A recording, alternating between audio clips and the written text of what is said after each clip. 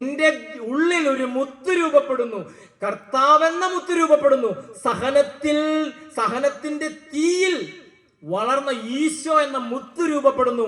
ഇതെനിക്ക് സകലത്തിനും മതിയായവൻ, ഈശോ എനിക്ക് സകലത്തിനും മതിയായവൻ എന്ന ആ വിശ്വാസം, അതാണ് മനുഷ്യന്റെ പ്രത്യാശ. ക്രിസ്ത്യാനിയുടെ പ്രത്യാശ അതാണ്.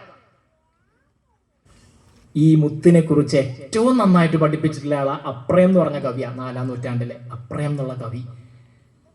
അദ്ദേഹം മുത്ത് സ്വീകരിച്ച രണ്ടാളുകളെ കുറിച്ചും അവരുടെ തൊട്ടടുത്ത് നിന്ന മുത്ത് ചവിട്ടിക്കളഞ്ഞ ആളുകളെ കുറിച്ചും മുത്ത് കയ്യിലുണ്ടായിട്ടും അത് വലിച്ചെറിഞ്ഞ് ശാപഗ്രസ്തനായ ഒരു മനുഷ്യനെ കുറിച്ചും പറയുന്നുണ്ട്.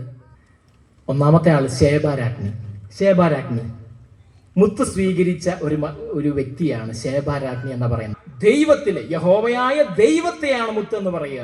ആ ദൈവം മനുഷ്യനായി നമ്മുടെ ഇടയിലേക്ക് ആവസിച്ചപ്പോ പുത്രനായ ദൈവത്തെ മുത്ത് എന്ന് വിളിക്കും. ശേബാരാജ്ഞി ശലോമോനെ കാണാൻ ഒരു വരവ് വരണ്ടേ? അവള് കണ്ടിട്ടില്ല ഇതുപോലത്തെ ജ്ഞാനം. എന്തിന്റെ ജ്ഞാനായിരുന്നു? ദൈവത്തെക്കുറിച്ചുള്ള അറിവ്, ദൈവത്തെക്കുറിച്ചുള്ള അറിവാണ്.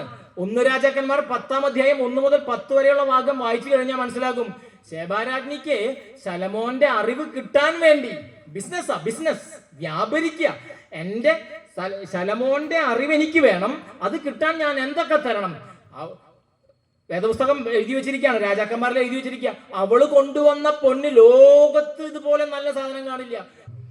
അവളത് മേടിച്ചു, സന്തോഷത്തോടെ തിരിച്ചു കൊണ്ടുപോയി.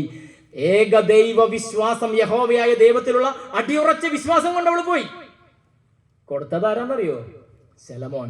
ശലോമോൻ എന്താ പറ്റിയെന്നറിയോ? മുത്തും കയ്യിലുണ്ടായിരുന്ന ശലോമോൻ രാജാവ് യഹോവയായ ദൈവത്തിൽ വിശ്വാസം കുറഞ്ഞു പോയി അവൻ നശിച്ചുപോയി.